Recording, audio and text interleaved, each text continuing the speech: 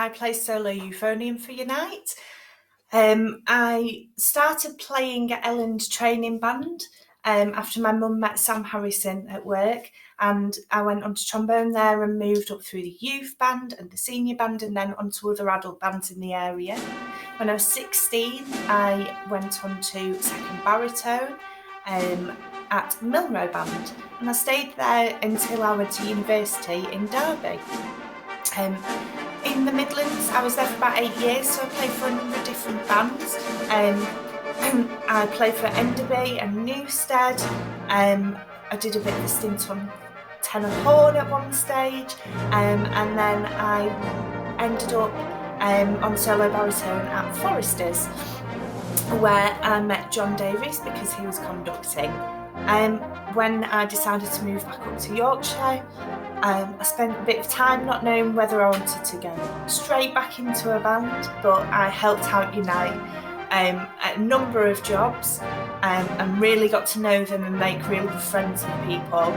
So I ended up joining on second baritone.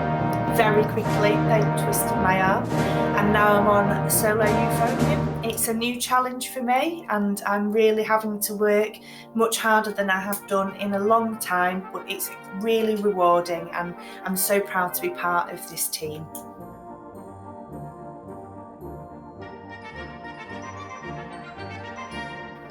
My favourite piece of music is a piece called Share My Yoke. It's a Salvation Army cornet solo and is just wonderful. The cornet solo part is fantastic. However, I really love the band parts, and I think they just make the music so emotive. It's a really stunning piece.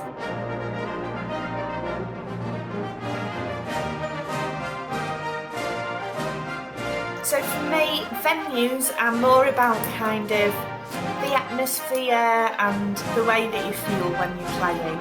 So I would really actually choose Durham Miners March.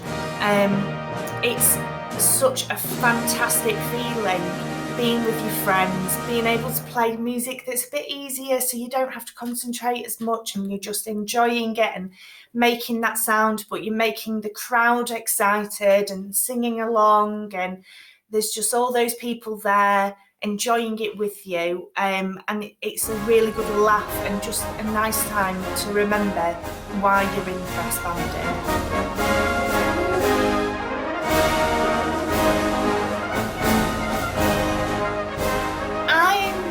I really love films, but I'm not very good with films.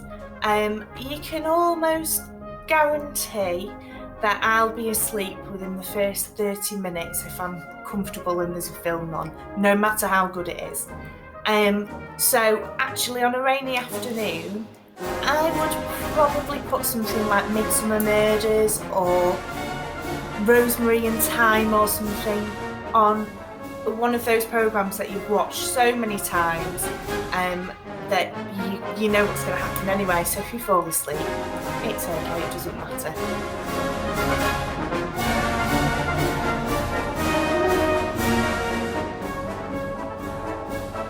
If I had to take 3 things onto a desert island, I'd take a really good sturdy pair of boots or trainers to keep my feet dry and warm and protected.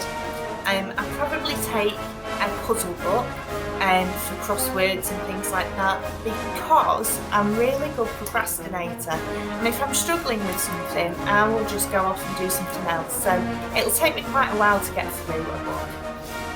And finally, I think I'd take potatoes. You can make them and cook them in so many different ways, but you can also make vodka with them, and that will keep you fed, watered and happy. So yeah, potatoes.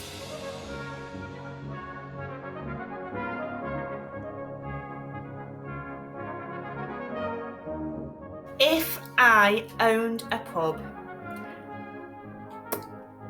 my pub would be called the Salty Potato. My nickname is Salty because of my surname.